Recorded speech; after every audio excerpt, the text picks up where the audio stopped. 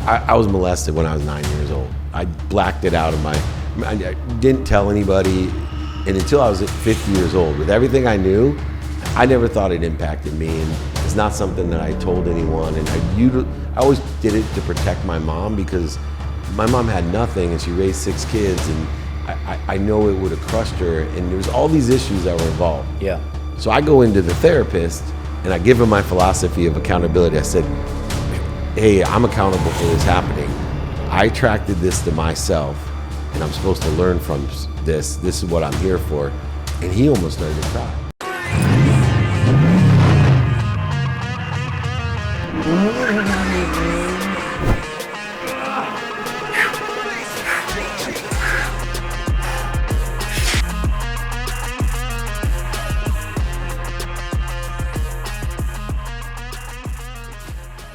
This is David Meltzer with Entrepreneurs, the Playbook, and I got a localpreneur, Albert Preciado. He is an amazing man. He comes highly recommended by my network of superstars, the Ed Miletts of the world, the Dan Fleischmans of the world, all the people that I like to surround myself tell me, David, you got to surround yourself with this guy.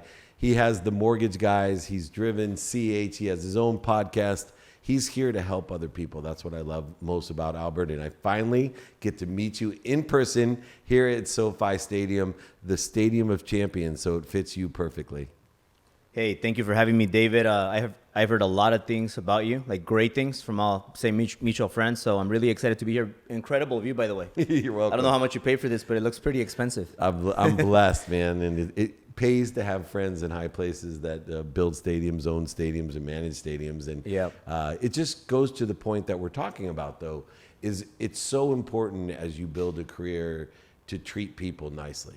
Yeah. And beyond being intelligent and understanding how to build businesses, it really, to me, comes down to people. And I was curious, what are some of the best pieces of advice that you give about how to treat people the right way? I'll start with in the beginning when you start making money. When I was 21, you start thinking that you're like the king of the world. You think that you're like on steroids, that you're unstoppable. And for me, like I got into cocaine and it messed my life up. I'm glad we weren't friends back then, because you and I shared the same habits. I heard some stories of you partying with Lil Jon and yeah. So I got into and Belfort, by the way. He's probably stay away from that guy. So I was like you, but like a little after your You're time, younger than me and better looking. I get it. So I started going through the same thing. I started partying and thinking that I was unstoppable and driving drunk. I went I was driving in Colorado, Pasadena, and I went into almost hit the stores because I was so drunk. And I got a third DUI, got a lawyer, and then they saved me and they made it a wet reckless, so it didn't count as a third DUI. And then one day I finally just stopped because I crashed and I was under the influence of cocaine, and I hit a car. That would have been my fourth DUI. It would have been over. I was 25. So that day I'm like, I'm stopping this. I'm not unstoppable. I can't do this. And then I became coachable, and I started approaching guys like you, like Ed, like Andy Frisella, Brad Lee, and I know a lot of the same guys. I could run the list, but I started investing in them. Grant Cardone helped me a lot. So I started investing in their seminars, their coachings, things like that, reading books in the beginning. But then those people started telling me things, and I started listening. And based on what they told me, I started using those principles in my business, and then the business started doing better. But it's because I became coachable. When you're young, you just think you're unstoppable. And you need to be coachable, humble, and hungry. Yeah, and those terms also align with one of the things that I've learned. I always say there's 2 types of people in the world. Ignorant people that don't know what they don't know, and ignorant people that don't know what they don't know. The difference is, when we were young, we were ignorant and arrogant. Yeah. We knew we didn't know what we didn't know, but we pretended because we were so afraid of our potential, afraid of our own light.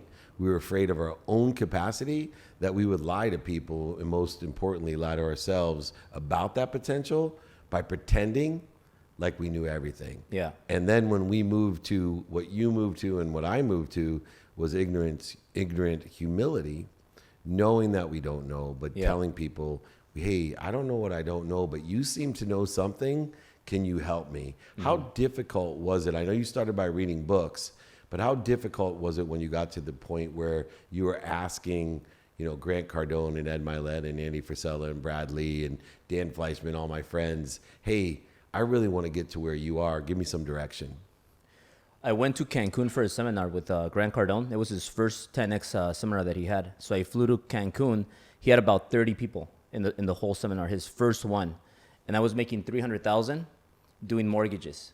And I had a nice Rolex, and I told him, hey, I'm sick and tired of making $300,000. I feel broke. I'm going to open up my own mortgage company. I'm going to make $1 million. I remember that time. It was 2014. I might be off by a year, but 2014, that's when that happened. And I told him I'm just fed up. And then he told me, you got to go out. And, he pumped me up, and he said, you got to grow an army. You got to build an army. And then that clicked, and I said, okay, well, I had a bad experience hiring my first assistant. The only thing that she did right was buy me a fake Ferrari replica key. That replica key got me a Ferrari in 2 months.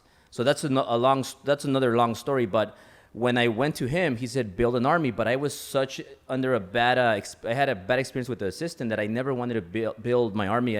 I didn't want to hire more people because of that bad experience. But then I started hiring. I paid more for another assistant, which was a higher quality assistant. And then I started hiring more people. And then eventually I got to 1 million. Then I got to 2 million. But it was building a team, building an army, and building a real business where most people, they think they have a business, but they don't really have any employees. And once I started investing in employees and Salesforce, then it started scaling. And through that scalability of a business comes a different perspective of being able to scale somebody else's beliefs in themselves, just like Grant and Brad and Andy and Ed have figured this out for themselves and empowered you. Now it was your turn to pay it forward. And it's a new challenge, and I've grown some really big businesses in my career. And I always find it interesting when we get to a point of the next level of empowering the people that came into us to do the same thing that we've done, which creates that exponentiality. What are some of the things that you've learned to allow people to believe in themselves the way that you have now be able to believe in yourself? I lead by experience. So when you tell people what to do, they don't listen. But when people see you doing it, they do what they see you doing. So I like to lead by experience. I like to tell them. I like to work out in front of them. I like to do self-improvement in front of them. I like to work hard in front of them. I like to stay late in front of them. And when I have trips, now that we're fortunate, me and my wife, to travel and fly private, and that's another long story. But when we do that, we don't do it ourselves. We take our top people, we take some of our key employees, and we show them, we give them a taste of what life could be, what a dream could be. And every time we do that, some people don't appreciate it. The one percenters that, they end up going somewhere else and they don't appreciate the things we do. But some people, they see it, they feel it, they taste it, and then they take off and they're like, Albert, Sil, I can't believe I can't believe what you've done to us. And then we show them the world of the dreams. And then we have a girl named Patty. She went from closing 1-2 loans a month to now closing 10 plus. Now she's making $1 million plus. She bought $2 million properties this year, and she's a complete success story. But that's what makes us happy when we're able to change their lives, because the more lives we change within the company, the more the company expands. And being such a leader, what I have learned, you have to be an intelligent follower. What are some of the questions that you have or had that maybe I could help you with when we're here today? I'm sure you've utilized all the resources that you have, but this is the first time that we've met, and I was always curious how I could be of service and some of the critical business issues or ideas that you have that maybe I could clarify. But by the way, when I first ran into you on social media, on Instagram, I researched you, and then I asked all my friends. I asked Dan, I asked Ed, Brad, and then everybody said nothing but amazing things about you. And I was watching one of your videos, and 25 years ago, you were worth more than Jeff Bezos. Yeah. And I heard all the crazy partying you did back in the day too. So I'm like, dude, I relate a lot to him. But one thing that I am is I'm really humble to learn more. And I can't take your experience away from you. Like you have a lot of experience that I need to know, that I need to learn from. So I love learning from all the greats that have been there. because there's always there's ups and downs. So one thing that I'm curious to ask you is when you lose it all and come back, which you've done, I think plenty of times, then when you get to a point where you're doing really good, you get a lot of envy from people. You get jealous people, which that's not that bad. But then you start getting into other things, like what happened to me yesterday, which is also a long story. But I held gunpoint, and I have a gun on my chest, gun behind me, and they want to take my watch. And it's the second time they robbed me. And these are the things that happen, like when you start doing really well, then you have all these kinds of problems that just come from nowhere, lawsuits and many things like that.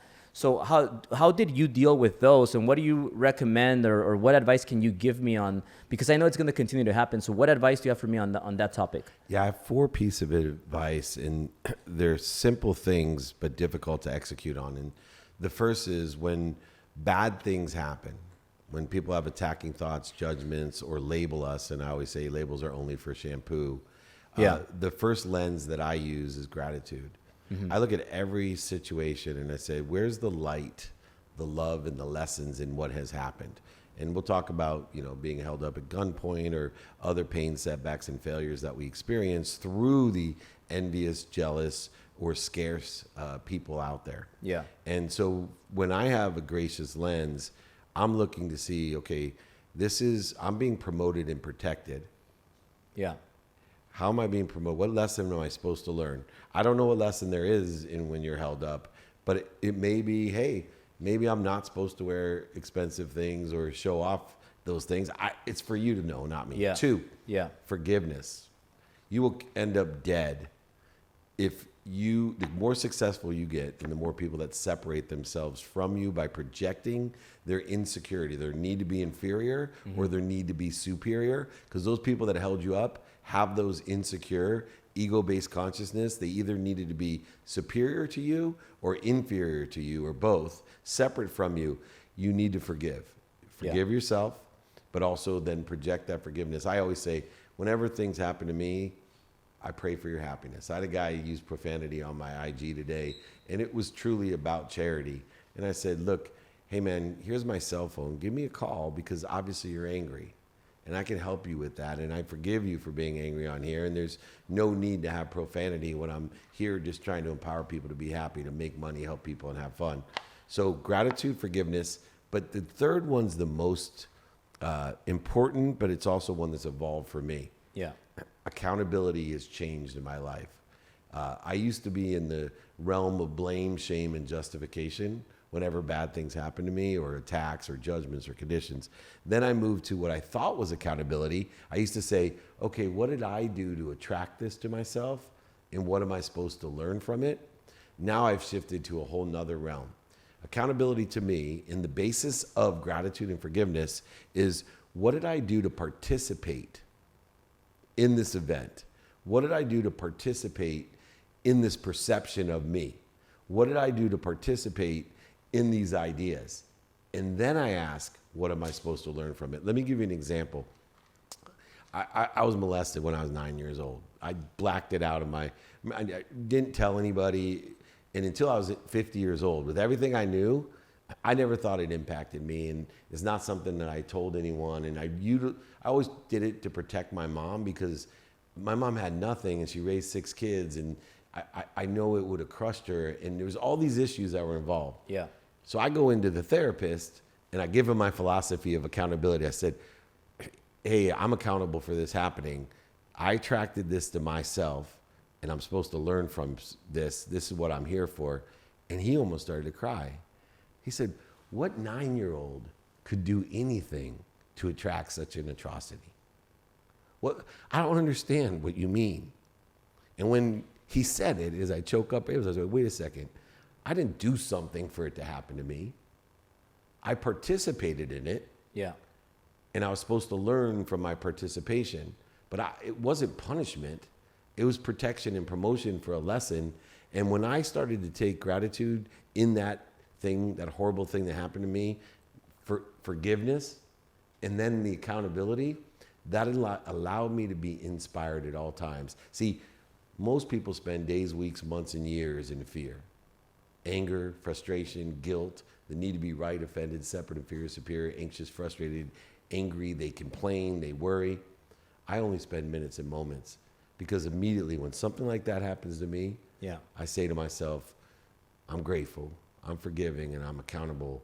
I'm going to be promoted and protected because I'm connected to the greatest source of all time, something that's much bigger than me, omniscient, all-powerful, all-knowing, omniscient, omnipresent source that loves me more than my mom loves me. So if anything happens that's bad, setbacks, failures, mistakes, it must be to make me better, to promote me and protect me, not to punish me. That one simple perspective has helped me to move to levels that I never could have ever dreamed of living. And believe it or not, has allowed me to empower and inspire other people to do the same through those values in that practice. Yeah, you know, David, I want to ask you one more thing. When I got here, you told me about your daughter, how important she is and how excited you are for her birthday. She's turning 18. 18 today. My daughter is Italia. She's 5. So I named her after the Ferrari 458. Berlin is 2. I also named her Berlin after the Berlinetta Ferrari. So I had this thing for Ferraris, but Nice. I have a 5-year-old and a 2-year-old. So when I had a gun on my chest yesterday, the only thing I thought about, the main thing I thought about was Italia, my 5-year-old, because she's my first, and we have this special bond connection. So I thought about a lot of things. I could fight back, I could run, I could take my watch off and throw it, like I saw on the video. Somebody did that, or I could, do a lot of things. So when I thought about all that in slow motion, I thought Italia, and I'm like, hopefully she sees me one more day. So when I took my watch, because that's what they wanted, I gave it to them, and and I was hoping that they didn't just take the watch and still shot me. Right. So when they left, I was in the moment that I thought about, should I chase him? Should I get in the car and go after them? Should I try to get their plates? And then I thought, you know what? Italia. What if they shoot me because I'm going after them and they hit me in the head, and then Italia doesn't have a father anymore? So Italia, I figured, discovered, I already knew, but I came to the realization that she is who I live for. Like her and my other daughter, Berlin, we just seem to be a little bit closer, me and Natalia. But my daughters, I can't see them growing up without a father. And then I started thinking about my wife, my parents, the companies, and everybody that follows me and needs me. And I feel like a cat. Like I feel like I have 8 lives because I've been through so many situations like that. Yeah. But I don't know, Italia came up. So your daughter, 18, I saw the same face you made of how excited you are to go see her. So how much has your 18-year-old or your other children that are now adults, how have they impacted maybe your last 20 years of life? Well, I've learned more from being a father than anything else that I've ever experienced. And I have a 23-year-old daughter, a 21-year-old daughter, an 18-year-old daughter as of today, and a 12-year-old son. And the interesting lesson that I've learned about these kids is because I'm not afraid for myself. But as you mentioned, my only fear exists within the context of my children. And so what I've learned is my family has always been my number one non-negotiable. And I used to tell everyone, and my actions would probably align with that the majority of the time. I always spend minutes and moments in fear and ego. I'm human. I get angry. I get guilty, resentful, all the things I listed off. Minutes and moments, not days, weeks, months, and years. But my non-negotiable was always my family, then the activity I got paid for, which was directly related to why I wanted to get paid so I could support my family. But you, interestingly enough, when you talked about the experience with Italia, what did you say? If I'm not here, then I won't have a value to my family. I can't help them. Yeah. So later on in life, I decided because of what I feel about my children, I'm going to put me first. I'm going to put my health first. See, what I decided was if I was healthy, I not only got as many wishes in a day that I wanted, but I am capable of doing anything for the people that I love the most. All the people you listed out after your own children are the same people I list out after my own children. So health became my primary non-negotiable every day. So in those situations where my health, my livelihood, my own spirit is at question, I make the decision for my family because my health is most important, then my family, then the activity I got paid for. If you're not healthy, if you would have got shot, you would have only had one wish. When you're healthy, when you're sitting here today with me, after that horrific event of scarcity and fear that you survived, you get as many wishes today. Your beautiful wife and family, they're all here today with you. But if you wouldn't have put your health first, if you wouldn't have put you first, imagine you may have only had one wish this morning when you woke up. Yeah. Right? That one more day with Italia, the one more day with your wife, one more day with Bertie. How do we pronounce it? Berlin, yeah. right? Right? So we have to remember non-negotiables in life, primarily taking care of ourselves so we can take care of others. Same thing with forgiveness. Forgive yourself so you can forgive others. Most people, it's amazing. They get so mad at other people for the same shit we do. I'll use one quick example for, I love when my wife cuts somebody off. Or somebody cuts my wife off in the car. Yeah. Right? Flips them off? She has an AMG. She drives like a maniac. And she cuts off tons of people. But when she gets cut off in a car, she flips off the people. She's screaming, what did that? Right? Okay. And meanwhile, it could be like 3 minutes later, she cuts somebody else off. But I was like, what world do you live in? Just forgive them. They're doing it the same way you do. Yeah. They don't mean any harm. This is the same thing that we got to do in life. We only can give what we don't have. Make sure you have a non-negotiable of your health first so you can take care of those beautiful daughters and your beautiful family and your associates, companies, and community. Yeah, David, one thing, what did you learn from your mother and your father? Well, how was your upbringing? Yeah, so my dad left when I was 5. But later on in life, when I was 30, a multimillionaire, married to my dream girl, lived in my dream house, golf course, ski mountain, like you, anything I wanted to buy. Yeah. The greatest lesson I learned from my dad is I'm just like him.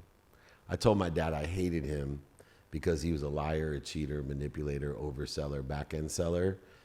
He told me I was just like him and that I had to learn that money wasn't going to buy me happiness and love. And I did learn that. I was just like my father. I didn't hate my father. I didn't hate my best friend when he told me the same thing. And I didn't hate my wife when she told me she was going to leave me because I was living my life without values of who I was and what I want to become. So I learned from my father that I'm just like him and that I should take stock in who I want to be. I was always worried about what's coming. My dad taught me to worry about what's becoming of me, not what's coming to me. And that changed my life. And my mom taught me the most valuable lesson. She taught me to be consistent.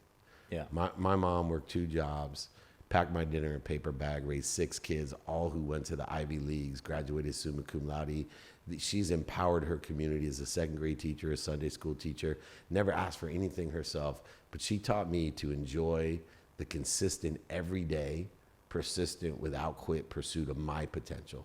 Not to listen what other people said about me, right? Not to worry about what I didn't have or what had happened to me, but pursue my potential to do my best, learn lessons, and have fun doing it. And, as you may know, my mom is my hero. She's still alive today.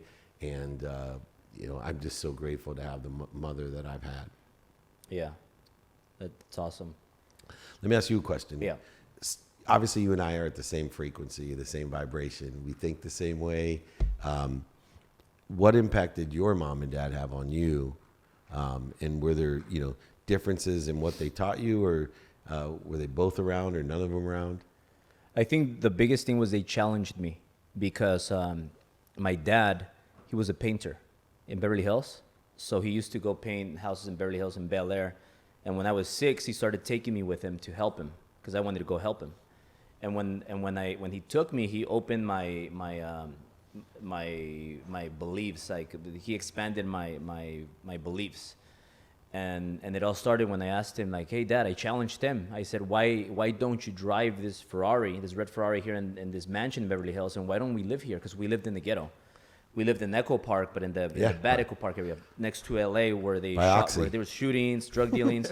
So my dad would get in fights in the alley when he was putting the car in, and gunshots every 2 weeks. We knew the drill: duck, get him back of the sofa, and hide because there's shootings. And so that's how we grew up. So he opened he made me dream because he challenged me. He said, those things are not for us. And I said, why not? He said, if you work hard and you never quit, then maybe you can achieve this. And I promised him I'll do that. And then my mom, she was really protective. So she protected me so much that her idea was to send me to the valley, to Granada Hills, to go to school. So I took the yellow school bus because that was supposed to be a lot safer. But I was so protected that when she kind of sent me off, my first day in that yellow school bus, I was getting in headlocks from the bigger kids and getting bullied. And then when I got to the school, elementary school, everybody was white. I was the only brown kid, like maybe one of the 3 brown kids. It was just 99% white. I don't speak English. I only speak Spanish. So they started calling me wetback. I get put on special ed class. Then they realized, well, he's not special ed. He just doesn't know English. So then I go ESL. ESL, right? Yeah. So I get into ESL class, and then I learned things the hard way. So then I had to fight to survive. And then I thought big because my dad took me to Beverly Hills. So then all of that kind of made me think big. And then all through 12th grade, I sucked at school. I was a rebel. I hated school. I was always sick. I had so many tardies. And I was so, people just didn't like me because I didn't fit in. So that made me a fighter. And when I graduated from high school, they mailed my diploma because my grades were so bad I didn't qualify to graduate on stage. So then I got into college because that was what I was supposed to do. I dropped out, and then I became a self-employed, and I became mortgage guy, real estate, and then that's when everything started changing. And I want to ask you another question because I'm always curious, and it's a question I ask myself because you look back and you think, why was I so stupid? We both did drugs and drank, and why do you think we needed to do that, or at least why do you think you needed, to drink so much and to do cocaine and to do those things? What do you think now that you're older, looking back? What was the real core motivation behind destroying ourselves? I think 2 things: insecurity, number 1, and number 2, being in the wrong circle. So all my insecurities that I built through elementary school, through high school, I hated them because I was always the ugly kid. I was always the skinny kid. I was always the pale kid. I was always the kid with a bunch of pimples, the kid with a really bad accent. I couldn't get laid if I had a gun, I couldn't get laid. The girl would say no. She would rather me shoot her. So that happened to me. So when I got into college, I learned how to drink. I learned how to party in college. Those are the 2 things that I learned in college: how to drink and how to party. So you must have go to USC. Okay. I went to Glendale Community College. Yeah, but right by Occidental, man. Yeah, right by yeah. me. But I used to crash all the parties in UCLA and all those parties that they had, the sororities and all that. So when I got into college, I started working out. I lifted weights, took weight gainers, took creatine. I started going to the beach and just frying in the sun, getting some color. And then I started drinking. So, because I was so shy that I would practice by approaching girls with my friend at the beach, and we were shy, so we would have a drink, then go approach the girls, and then we would start going to like parties, bars, same thing, get some drinks, get some practice. So then that became a habit. So we were going out Monday through Sunday, and then we started making money in real estate. So I started partying a little heavier. And then I became addicted to going out and being with girls all the time. And then a friend one time kept throwing cocaine at me. And I always said, no, I don't do that. I just drink. I don't do cocaine. And then one day I said yes, and I did it. And I lasted a year just doing cocaine, going out, girls, DUIs. And I became addicted to that. But I was in that circle. So when that changed was when I started meeting better people, and I started getting away from that circle. But my hard lesson was when I got into that accident. It could have been my 4th DUI, and it would have been a felony. I would have been done.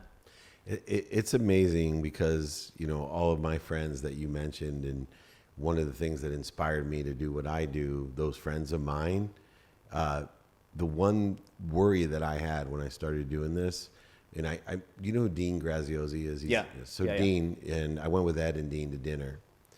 And I asked Dean a question. I said, man, I just can't stand on a stage and sell my stuff. Yeah. And he was shocked. He said, why not, Dave? I said, I don't know. I just feel bad, like charging people to, to help them. And he said, Dave, have you ever bought anything off the stage? I said, I bought Tony Robbins. I'm old, so it was cassette tapes. I had them in my trunk all the time. I listened to him all the time in my car, Tony Robbins. And then I listened to Wayne Dyer on CDs, right? And I listened to Wayne Dyer, Power Tony of changed Intention. my life. Yeah, right? And he said, so when they sold you those, did they rip you off? What results did you have? I said, Tony changed my life. Yeah. Wayne Dyer changed my life. Yeah.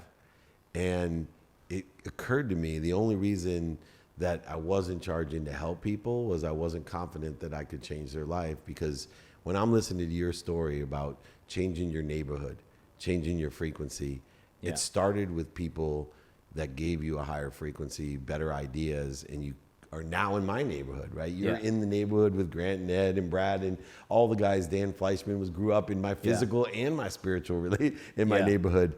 What would you tell people today as we finish up that are sitting there at home? And I'm thinking about Tay Sweat, a kid that he borrowed $5,000 on PayPal credit to get his first self-development. Now he's a multimillionaire because he invested in himself. Yeah. What would you say to the kids out there that are like you and I, grow up with nothing, have very little right now, but we know we have it in us? I know you knew it when you were young, and I knew it when I was young.